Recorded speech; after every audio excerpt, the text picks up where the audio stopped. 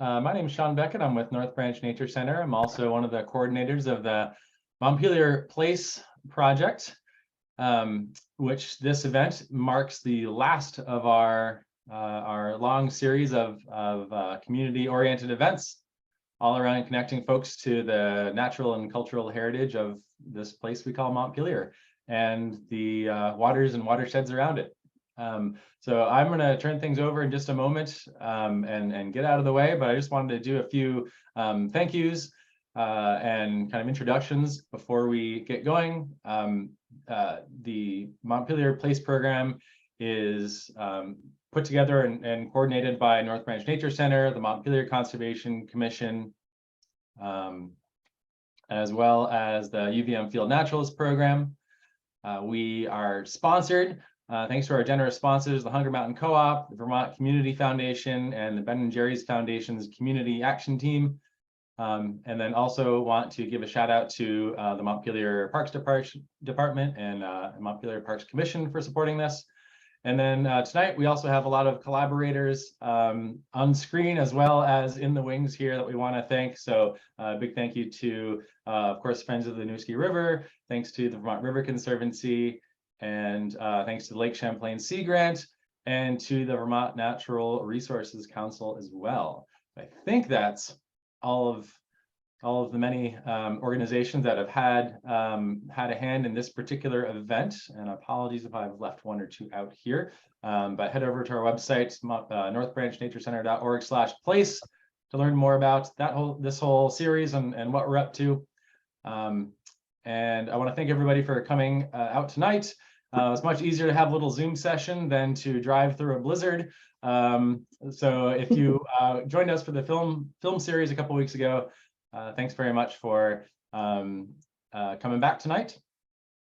Without any further ado, I'm going to turn things right over to Aaron DeVries, the Conservation Director over at the Vermont River Conservancy. Hello, everyone. Well, welcome back to the continuation of Upstream-Downstream.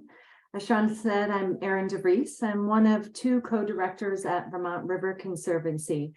And so on the heels of some fantastic films that we all watched a few weeks ago now, and some good conversation and cider donuts, and hopefully more cider donuts since we've all been together, we are rejoining for this discussion this evening.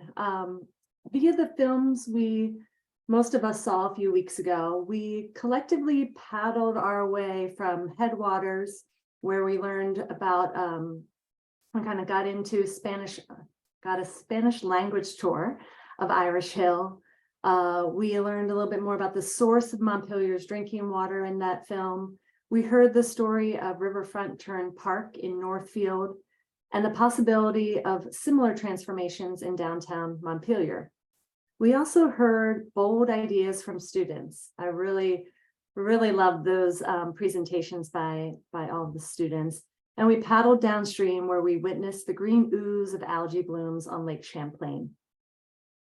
Tonight, we'll use these films to dive deeper into our rivers, the challenges that they face, and what we can do as a community for a brighter future. Now and throughout the evening, please feel free to ask questions. We'll ask you to ask those questions by using the Zoom Q&A function, which for most people is down at the bottom of the screen under More, perhaps, where it says Q&A, and Sean will be monitoring that. We'll leave time towards the end. We'll have about a half an hour discussion with several questions that we've curated from all of you. And then we'll open it up to those Zoom Q&A questions. So let's begin with introductions from each of our panelists, our three panelists this evening. Panelists, I ask you to introduce yourself and your organization, your connection to this work, and share one thought about your work in context of the films we have watched. And let's see, Kerry, we'll start off with you. Uliani, Kwai Nidobak, Inda Louisi Kali Abazi, El Nobayodwa ala Kerry Wood, Ibus Moniwi, Indain Colchester, Pasoziwi Pitabogok, Ta Winooski Sibo, Hello, friends. My name is Kali Abazi in the Abenaki language and Kerry Wood in the English language. I currently live in Colchester, Vermont, near Lake Champlain, or Pita-Bagok, the lake between, as well as the Winooski River. I deeply appreciate being invited to join this to be able to share the perspective from the Abenaki people. I also want to be honest, I'm sharing my perspective as well. I certainly cannot speak for all of the Abenaki people as well. What I really appreciate about Upstream Downstream in all of the different films was that the recognition of the relationship that we as people have with our waterways. And I appreciated one of the students of farming and soil health, and they really brought forward the importance of what we do today is going to impact the future generations. So water has always been very important for the Abenaki people. It was a highway, it was our mode of transportation. It still is today, and very much water is life. So we'll talk about that a little bit more. I'm also a traditional Abenaki basket maker, and our black ash trees grow along the waterways. So it's important to me for many reasons, and I'll bring in kind of the cultural and relationship perspectives as we discuss further tonight.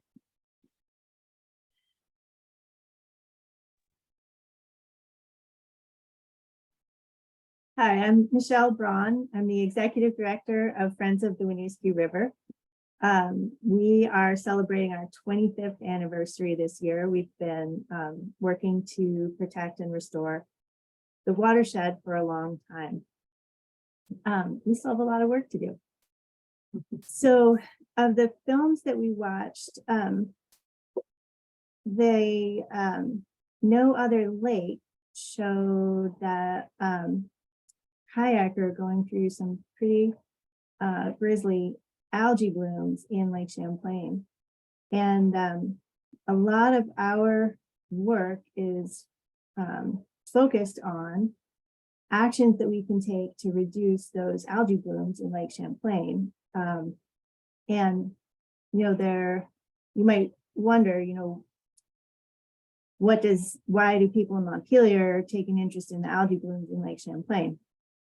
But I mean, it's Lake Champlain. It's a great symbol of our state in some ways, but also all of the actions that we take throughout the watershed, from Cabot to Waitsfield to Stowe, to Williamstown to Richmond, they all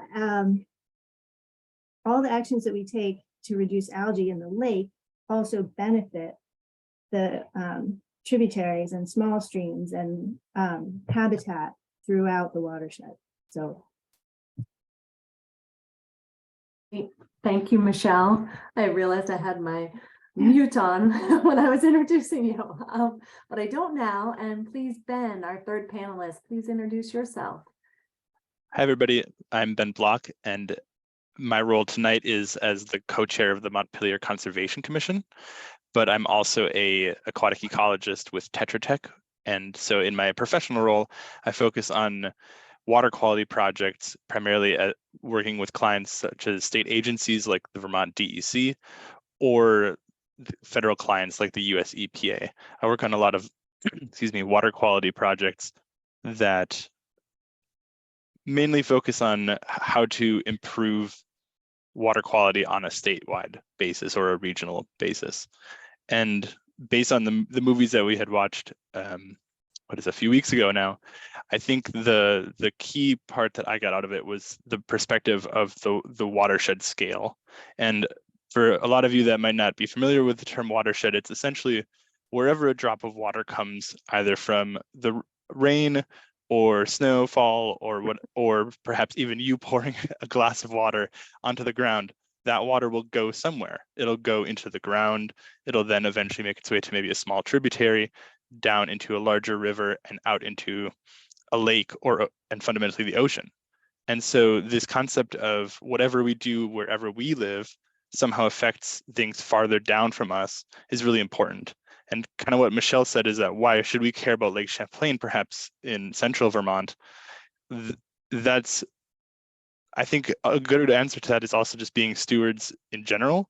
And you'd hope that if you do the right thing to protect water quality, that would benefit the people downstream of you, and maybe you could convince or show people that live upstream of you to do the same.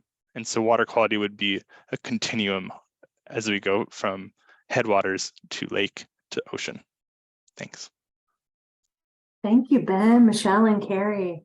Well, I look forward to hearing your thoughts about questions that we curated from audience members who signed up for tickets in advance when we had the in-person event. And so what I'd like to do next is begin with some of the content that you all submitted ahead of time, and then, as I said earlier, open things up from the open up questions from the audience. Sean, if you could now put up that word cloud that we created. So to begin with, we want to look at this word cloud that was created when we asked the question, what does a healthy river look like? And so you can see here really beautiful colors you picked here, Sean. We've got free water, clean, healthy. There's abundance of wildlife I see here, species, vegetation, trees, humans, swimming, kayaking. Oh, I saw frogs run. Oh, I like run. Running along it, and rivers running, flowing, another good one. Earth, sustain, some really great words here to create our word cloud. So as we have this to view, let's begin with what does a healthy river look like to the panelists? Hold on one second here. I'm reading my notes here. So many of you asked the question, answered the question, excuse me, what does a healthy river look like? And as you can see, you have a lot of great ideas here of what a healthy river looks like. And so how did we get there? How did we get to this word cloud and envisioning what a healthy river looks like? How do we get there? And so let's start with one of the most common questions we got. Where can I access rivers to find places to swim, canoe, or kayak? And is it safe to swim? How contaminated is the water? Those were questions that were asked by audience members. And so I'd like to kick that off by putting in a plug for Vermont River Conservancy's website. It's vermontriverconservancy.org, where we have curated all the places, over nearly 100 swimming holes, fishing sites, paddlers trails, habitats we've protected. It's a very interactive map. So if you're looking for places to swim, canoe, or kayak, or just sit and meditate by a river, you can check out the Vermont River Conservancy website.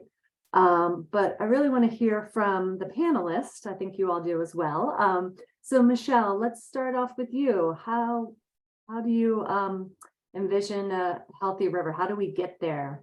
And then, please answer anything about accessing rivers and for recreating, and is it safe to swim, and how contaminated is the water? I'm going to do those in kind of reverse order. In terms of recreation and access, we also have a map. We have a waterproof paddling and recreation guide that you can take with you in your boat. They're available on our website. I will send them.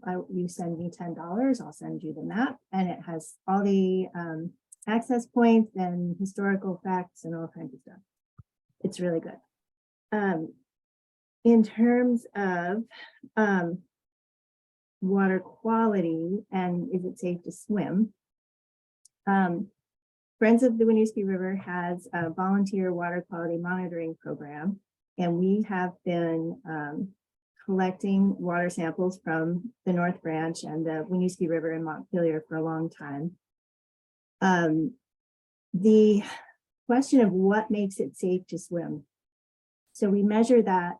The standard that EPA has given us and the state uses as well is a certain level of E. coli bacteria, and that bacteria is used as an indicator of the odds of you getting sick, like an upset stomach, indigestion, etc., from swimming.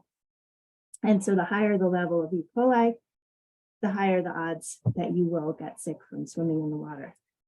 And I can tell you that in Montpelier, above at North Branch Nature Center, it's safe to swim. So go to the nature center and hop in the river there. Not downtown. Downtown always exceeds the standards. All of our samples that I think we've ever taken have exceeded the standard.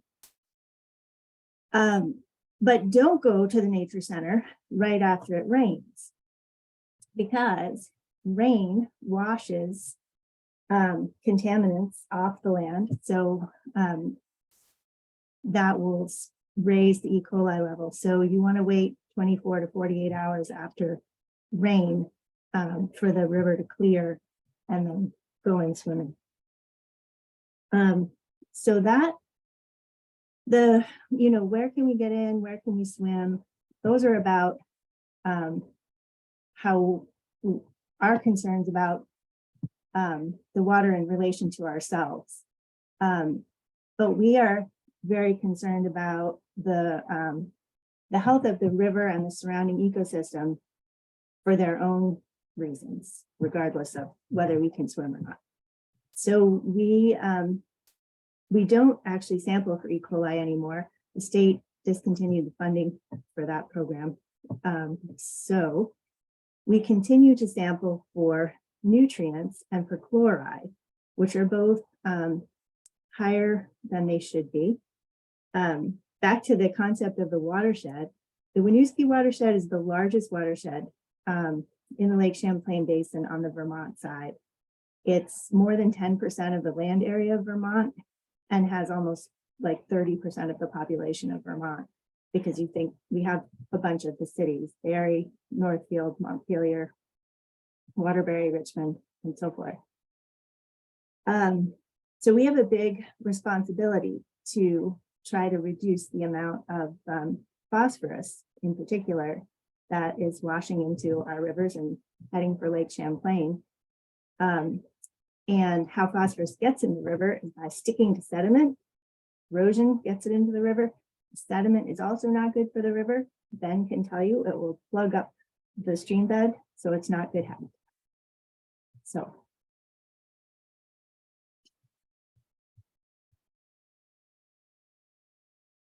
Erin, you're muted again.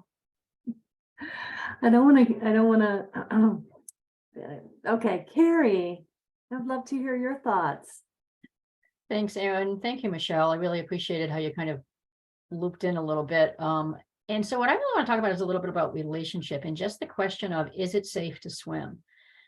The only reason we're actually even asking that question is due to human interaction and what we've done in our relationship with the river.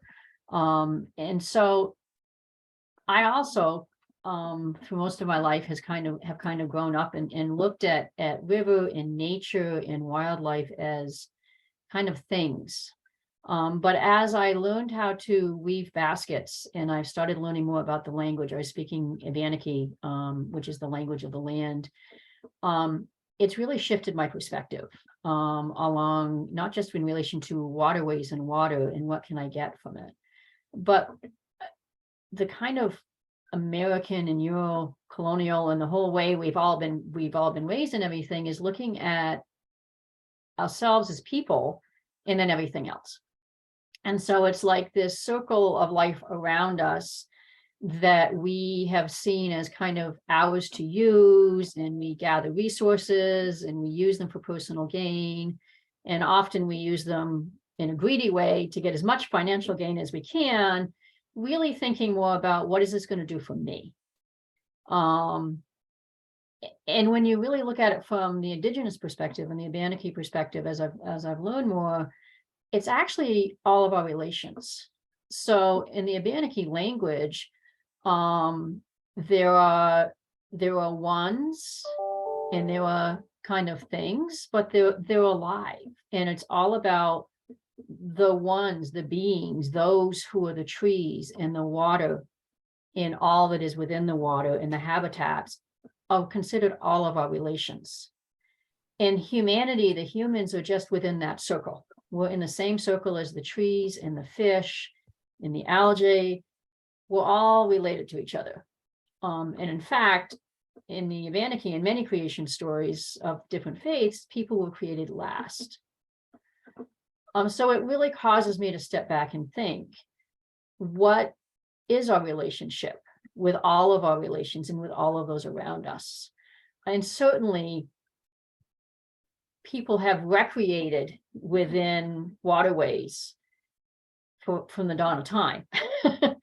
And certainly where, as you shared, Michele, all of the main cities, I think you said like 30% are along the Winooski River. And by the way, Winooski is an Abenaki word that means wild onion.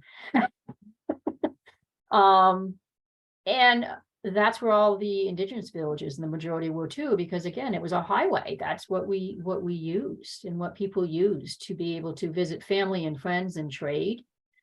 And so certainly waterways have been used for commerce since the dawn of time. But when we use them and we see it as a thing to be used and a resource to be gained, people haven't done as great a job of being good stewards and taking responsibility to ensure the health of that ecosystem in our relations. And then thus we have to ask, is it safe to swim? Right? How sad is that we have to ask? I don't think our ancestors were asking, is this safe to swim? And so it was really a different mindset. Even the European colonial settlers came over. The whole reason they came to the United States because there were no resources left over in Europe. They had cut down all the trees. There was no wildlife. The water was all polluted. They needed to come and get something else. And unfortunately, they didn't learn from those who had been living here on how to be stewards. But I'm hopeful we can still today. And I really appreciate all of you who are listening as the audience and the panelists. So what I'm going to challenge you to do is, what is your relationship with our waterways? What is your relationship with the Winooski and the tributaries? And what can we do to absolutely enjoy the resources? But how can we be good stewards and only take what we need and what we need for sustenance, and make sure that we don't just take the best, we leave the best. And we only take what we need, and we leave enough for our friends and our neighbors, which includes the habitat that lives there, the fish and the wildlife, the animals that also need that water for sustenance and life. And what are we leaving for future generations? Because this planet is not ours today. And if our great-grandchildren's great-grandchildren are going to have something, we have to change how we're doing today in our relationship. So I want you to broaden your sense of community. Thank you, Kerry. Thanks very much. Yeah, I have faith in us. But I think that's a really important question. How do we be good stewards and leave the best? So we received several questions related to climate change and effects on rivers, especially some of the smallest species. How will, the question came, there were two questions in this category. One was from Fern Lickfield and the other from Peggy Leon. Fern's question was, how will warmer winters and less ice change the habitat for other species? And then another question was, how are rivers being affected by invasives and droughts? So kind of opposite ends, you know, warmer winters, less ice in primarily the lake, but there's less ice jamming, less ice coverage over our rivers as well. And how is that affecting habitat for all of the smallest to largest species? And then the other end of it is drought, and how is drought and invasives affecting our rivers? So Ben, I'll start off with you. If you could reflect on that for us, I'd appreciate it. Sure. I think I'm going to frame this like by kind of combining the questions if I can. Maybe not the invasive part. I'll come back to that. But the idea of, is there more water, less water? When is that happening? What season that's happening? The general concept is that there's a seasonality, like we all know, to rivers and to lakes. And when that has started to change due to climate change, and it's no longer when is it going to happen, it is occurring. Especially right now, this winter, we can clearly see that we have very low snowpack. So there's going to be a smaller influx of water, unless we get a huge storm, a smaller influx of water coming in when spring melt occurs. So there's a change in the hydrodynamics of these rivers, which then leads to Lake Champlain. But that is not great for the species that live there. And we can start from something very small like the algae that live there, then to the bugs, the macroinvertebrates, and then to those all the way up the food web. And each of those species are in the rivers naturally, for the most part, barring invasives, because that habitat supports them in this niche, in this the requirements they need for life. And when that starts changing, either due to high flows, warmer temperatures, more salinity, etc., that then will cause the more sensitive species to be extirpated, to be eliminated from the system. And when you do that enough, your food web doesn't really resemble what it used to resemble. And this kind of gets back to what Kerry was saying, is that there's an inherent concern there that we lose species from water bodies. Maybe more intrinsically to humans, that can go up the food chain all the way to something like fish that people want to consume. And so changes due to climate change are very, very hard to predict what's going to happen. Fundamentally, we know that things are not going to stay the same as they are. So we'll probably see effects on species, but whether or not we're going to see more or less rain in the winter versus other times of the year, we're expecting to have warmer summers. Drought, obviously, having less water in a river is, as you all can imagine, pretty bad for species that need water to live in. And so the literal downstream effects of that are not great. More water, a little bit more complex. As far as ice cover goes, I actually studied ice cover as part of my graduate thesis at UVM. And ice cover is really funky because in a lake specifically, ice essentially keeps the water temperature slightly warmer. And when you remove ice, it allows the wind that you have in the wintertime to really start turning the water temperature much colder again. And so it's kind of a weird scenario, but having less ice is not good for lakes either. And there's a lot of research showing that has effects into the summer, including stronger algae blooms. And so we're seeing that as well. And then as far as invasives, that is a problem in both rivers and lakes.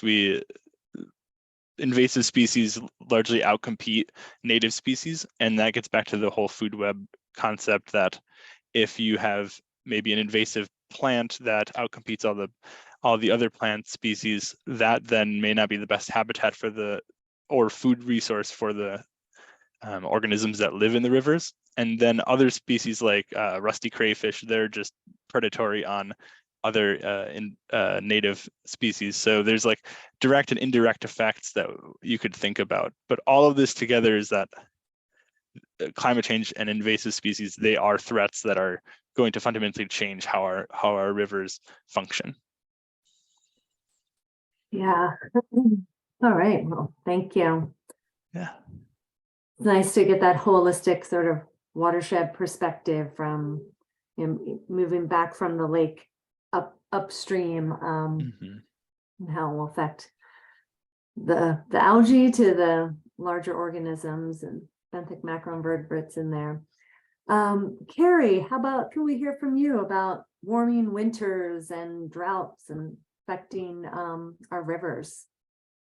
So I have a little less scientific side, but absolutely. We'd like all of I it. think we're all living it, but Ben, literally what Ben just talked about is what I mean by the relationships in it's really about, reciprocity in the symbiotic relationship. And that is, if everything we can learn about, if you look to nature, it has so much to teach us in our relationship, both with each other as well as with nature. But the invasive species, what's specifically affecting me right now, and it is somewhat linked with the waterways, but the black ash trees grow along the waterways. And the emerald ash borer is here in Vermont, and that is an invasive species that has been brought by other, by people from Asia. And it's very much, it's on the shores, but it impacts the waterways and the habitats, because the black ash or a swamp ash tree, and they really help in flood control areas. So up in our area in the Lake Champlain Islands, but also along the Winooski, there were many places where the black ash tree had grown. It doesn't there so much because of development, but there are still pockets of it, and it really helps to minimize some of the runoff into the streams and minimize erosion. But from a cultural perspective, it's also actually what I make the baskets out of. And it's the only thing that it's very, very pliable. And it's something that the Abenaki people have been making baskets for thousands and thousands of years. And for me personally, it's what reconnected me to kind of that side of my cultural heritage. The changing climate and everything else, the emerald ash borers will actually die if the winter gets cold enough and long enough. So if we had last Friday for an extended time period, it would be great for the trees and terrible for the rest of us. But it's all of those extremes that really impact. And one little cell being impacts all of us. And I think we have to recognize it impacts us as humans too. So this isn't just about how do we maintain these relationships and improve our relationships with all those around us, but it's really for our survival as well. Thank you. Michele, did you have anything you wanted to add?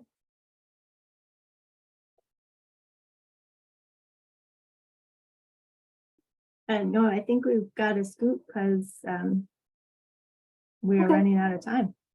Okay. All right. Well, let's see here.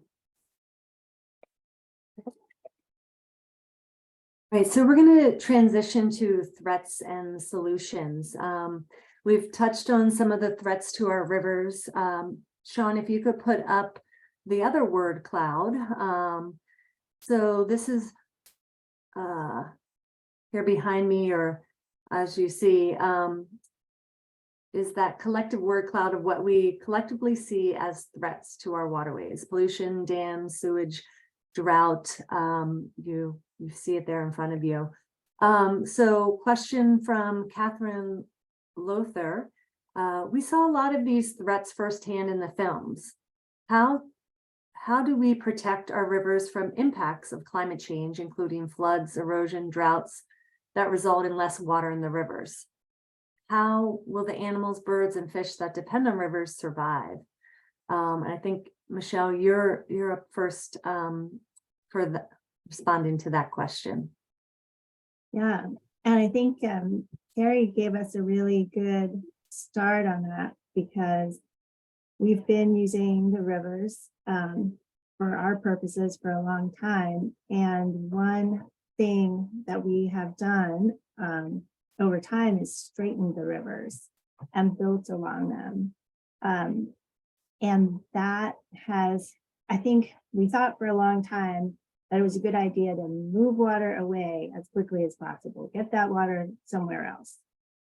But what we have learned over time is that the rivers need to be able to spread out over their floodplains so that they can reduce the amount of energy that the water is carrying, the velocity that causes damage downstream. So one really important thing that we can do to reduce flooding, to make our communities more flood resilient, is to reconnect rivers with their floodplains. And similarly, we talk about that as lateral connectivity, because we're reconnecting the rivers side to side, essentially. And then there's longitudinal connectivity, which is connecting the rivers lengthwise where they've been disconnected. which means replacing culverts and removing dams, and sometimes bridges. Anything that is a barrier to fish and other water critters getting upstream. And the reason that becomes a lot more important with climate change, we're talking about warmer weather and drought. Last summer, we had heat and drought, and the river temperatures were really high. And as Ben said, the more sensitive species can't survive that. But if we can remove barriers, they can travel upstream to the headwaters where it's colder. Because for instance, up in the Green Mountain National Forest at the top of the mountain, those streams are going to stay really cold. And so that gives them refuge from the higher temperatures. So reconnecting rivers is really important. And that is a lot of the work that Friends of the Winooski is doing and is excited about doing. Michele. Ben, could we hear from you a little bit? Yeah, I'm trying to think of something unique to say. Yeah, Michele did such a good job. Yeah, I would almost just want to re-emphasize that, to be honest, that the way we've constructed rivers is not really resilient anymore to the system, and I think we need to fundamentally rethink that. If we think of something like downtown Montpelier, that's a great example of just, I walk by it nearly every day on my walk to work, and I see how often it's pretty low, and especially in the downtown area, there's not a whole lot of habitat anymore. The other day I was walking to work and I saw a snowplow come by and just dump a bunch of salt-laden snow into the river because it just comes over the bridge, over the berm. And so all of these things are interrelated in that how we treat the river in all seasons. And I think that's the main takeaway. But I don't think I have anything more to contribute beyond what Michele said. She pretty much hit the nail on the head. Yeah, no, thanks, Michele. I would just like to add Vermont River Conservancy, through the work that we do, we're trying to cultivate resilient riverlands by creating river corridor easements. So giving those rivers space outside of their banks, where floodwaters can dissipate when we have big rain events, and just more native species can grow in those river corridor areas and create habitat for wildlife. So that's what we've been working on to try to reduce the impacts of flood and erosion and droughts and all the things we've been seeing with the impacts of climate change. Okay, so our last question, I am keeping track of time. We're maybe a little short on things, but I know we started at about 7:10 here. So how do we get average people to invest in our rivers' health as entities that are not at the edge of our communities or afterthoughts, but the center of our communities? I really like this question from Damian Costello. So again, I'll ask any one of our panelists, actually. This is open to everyone here. How do we get average people to invest in our rivers' health?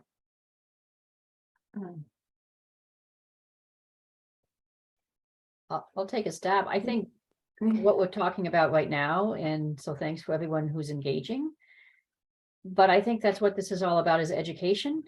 So every single one of us can have that moment. We meet people at waterways all the time. And Ben, I really appreciated what you said, kind of you're walking and you see it there and you're seeing less and less.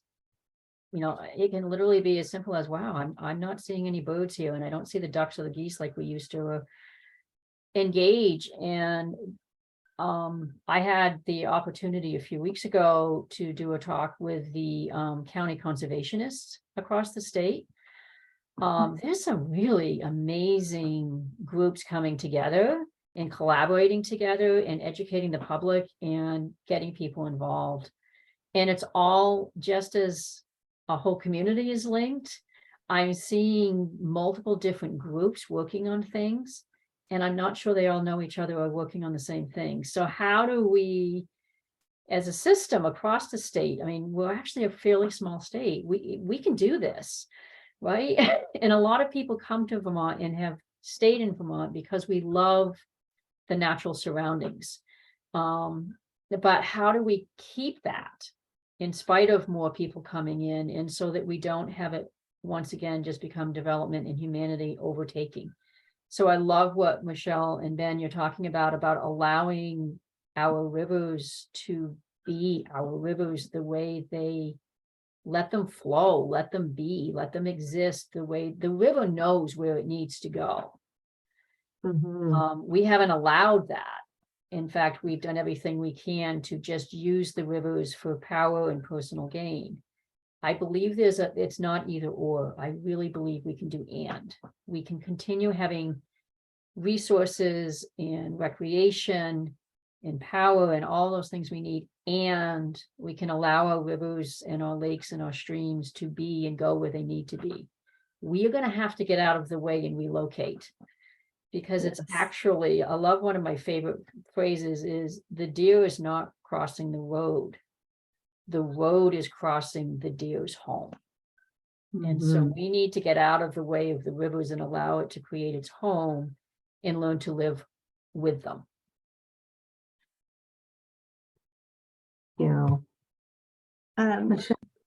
Yeah, I just want to speak to, what, not necessarily putting the river at the center of the community, I guess, but in terms of what individuals can do. We've been doing a lot of work, and together with a lot of other conservation districts and watershed groups, we do all actually work together all the time. We probably need to branch out beyond our own little, enviro world, but within that world, we do really work together all the time.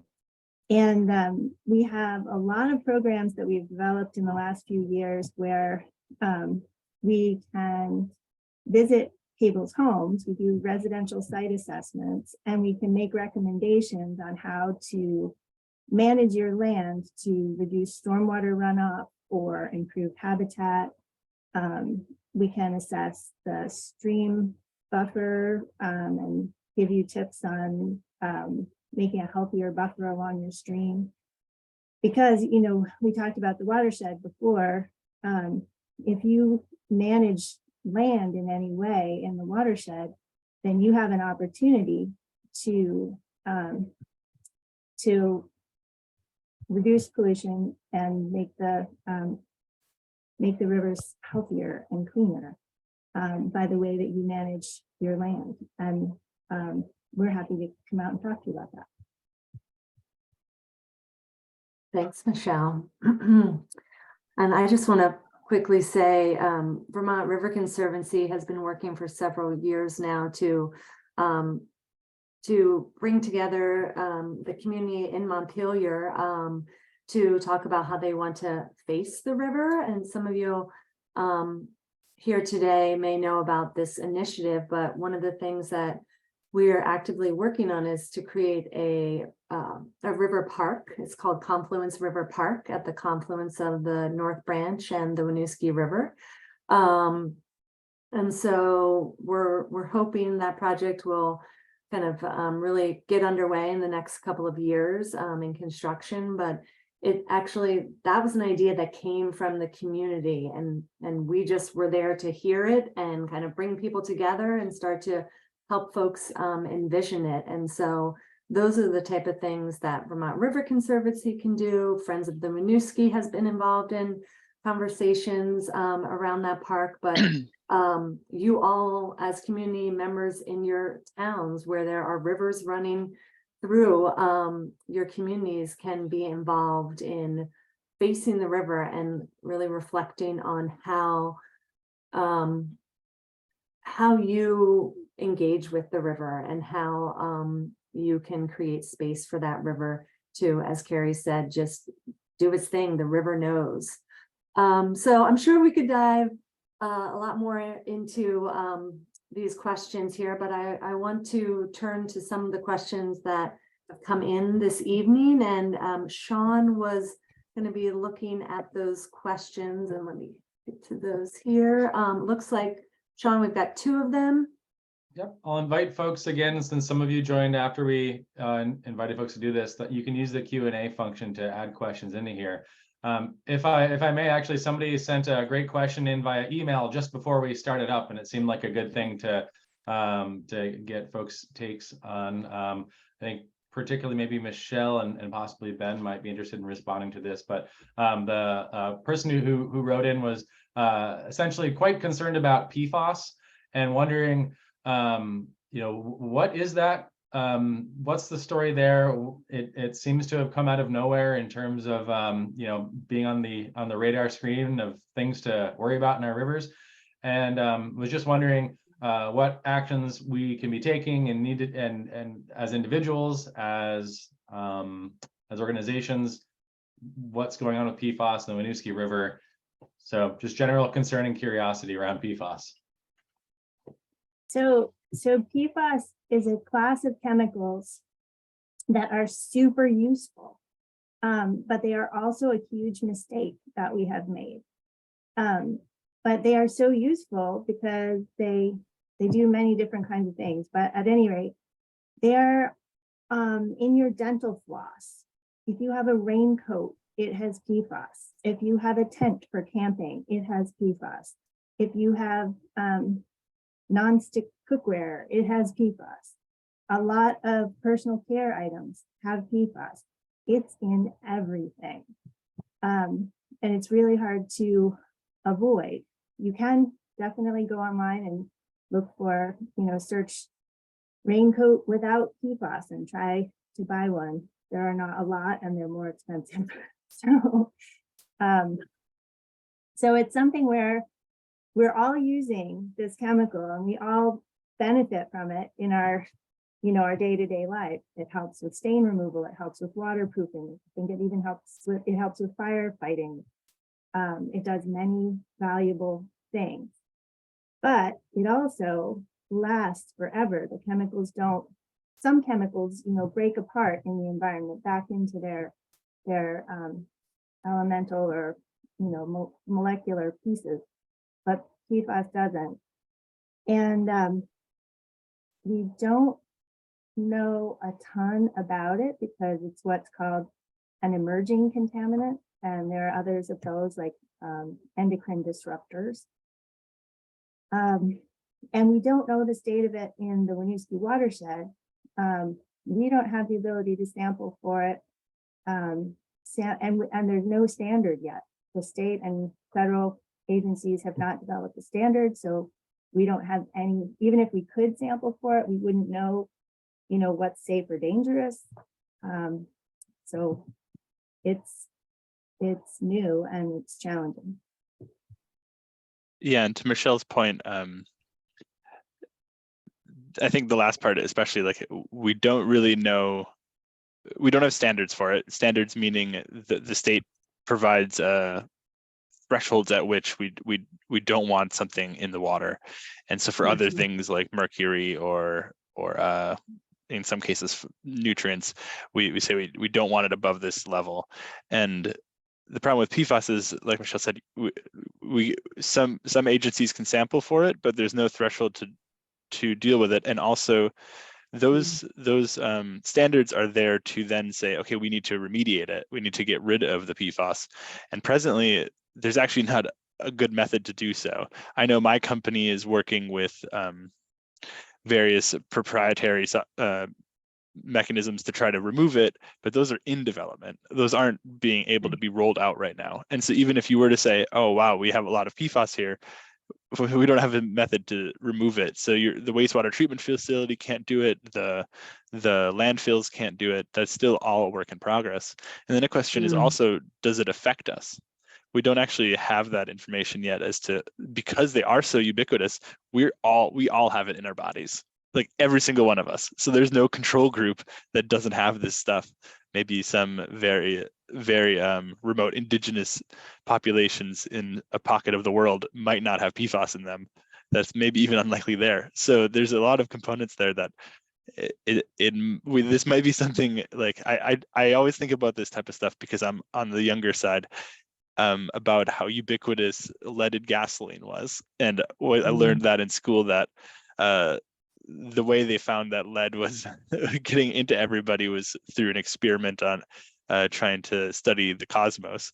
But this might be something like that in 50 years, the next generation is, oh my God, these people survived having this much PFAS in them. That's wild. Or they might have it too. Yeah. Wow.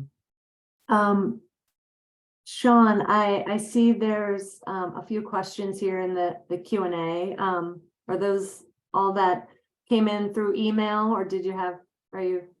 Yep. Yeah, I think we should Okay. turn to one of these other questions. Yeah.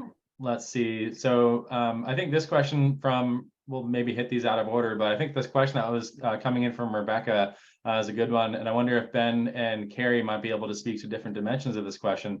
Rebecca is saying, please speak about the salmon in Lake Champlain and the problems that dams on the Winooski cause them.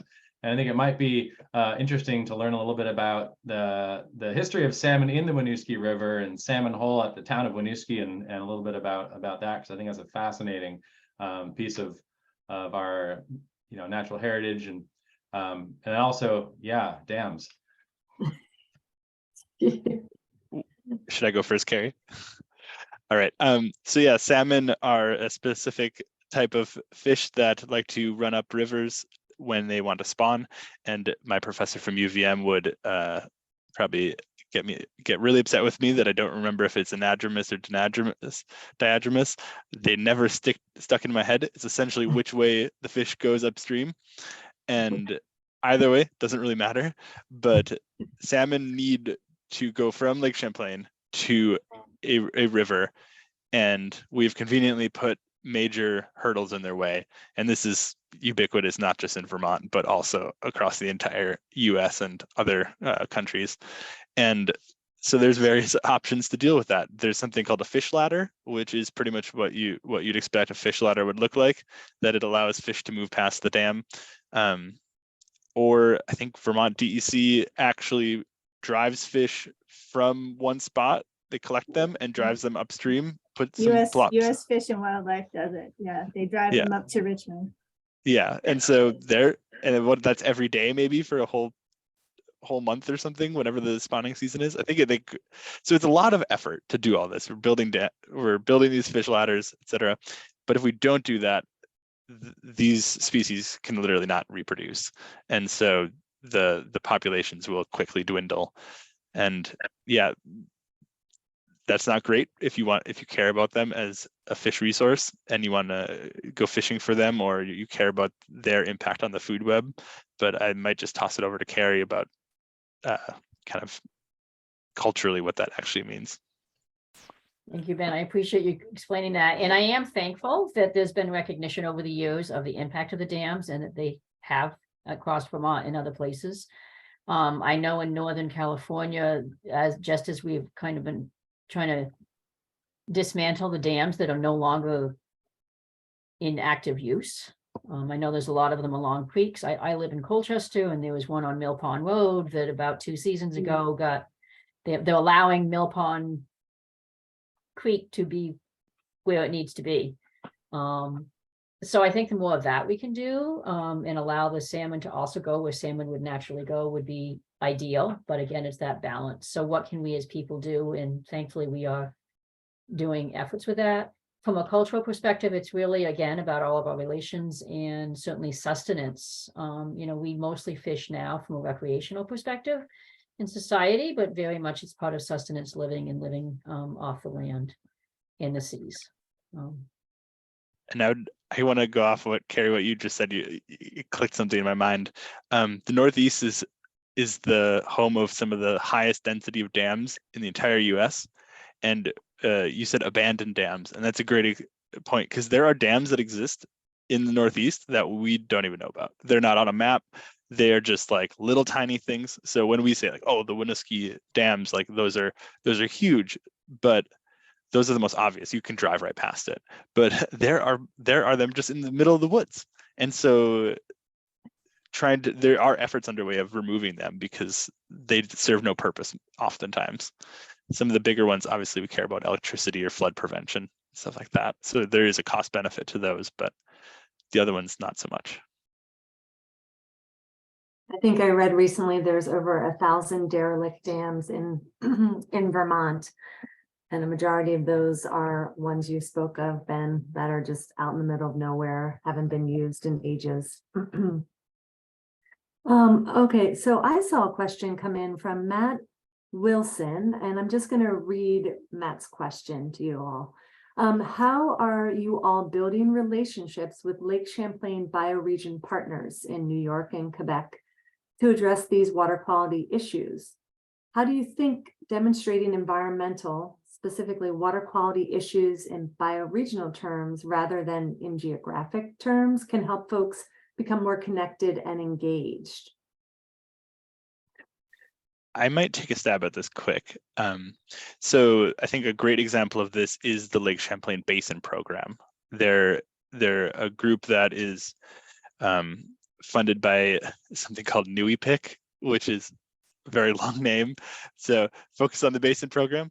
But the Basin Program has partners, and that's partners from New York, Vermont, and Quebec, and it is to improve the Lake Champlain Basin. And so actually behind Aaron there is the Lake Champlain Basin map, and that is a great example of how we should think about this, and that it's all of us together for this watershed. And that's exactly what my introduction was, is that the watershed is important. Yeah, geography is not important at all to the extent of geographic borders that we have created, but rather the borders that do matter are the borders that exist in that form watersheds. Yeah.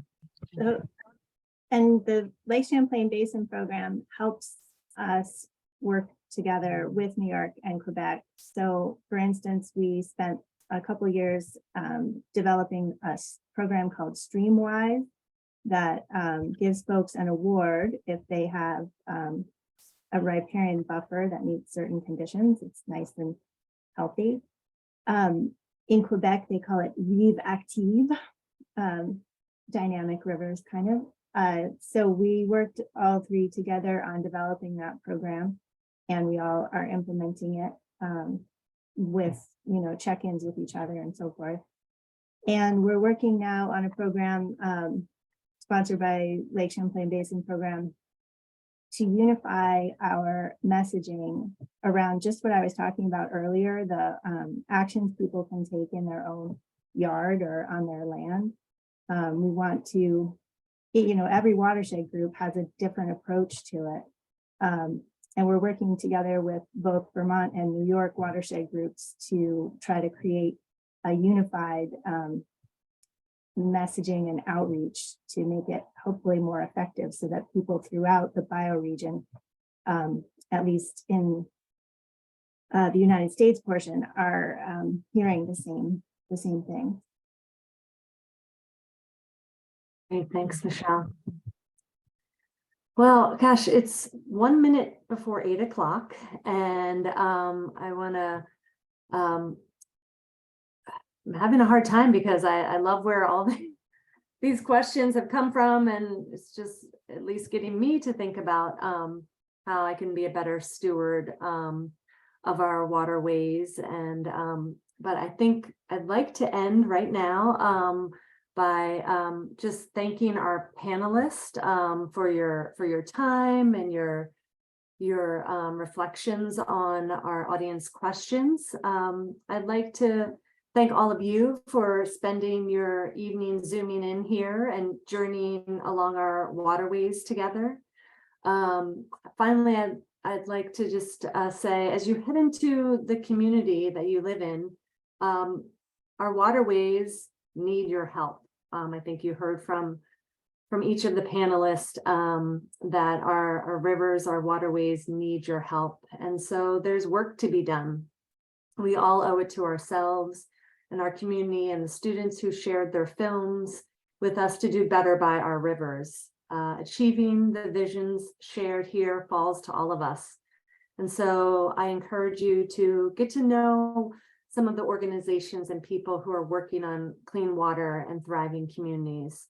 Sign up to volunteer, to pull invasive species, to have a work day where we're cleaning up the river. Let's see, make a donation to help support work happening in your community. There's lots of organizations, as were mentioned tonight, that need your help through donations or volunteering, or just hearing how their work is connecting to the work and helping to keep our rivers clean, back to that word cloud, clean and flowing and free and beautiful and healthy. So I think with that, thank you very much. And we look forward to seeing you in our communities and along our rivers, and have a great rest of your evening. Care, everyone. Good night. Thank you for coming. Thanks, everybody. Thank you, panelists. Judy. Thanks, everyone.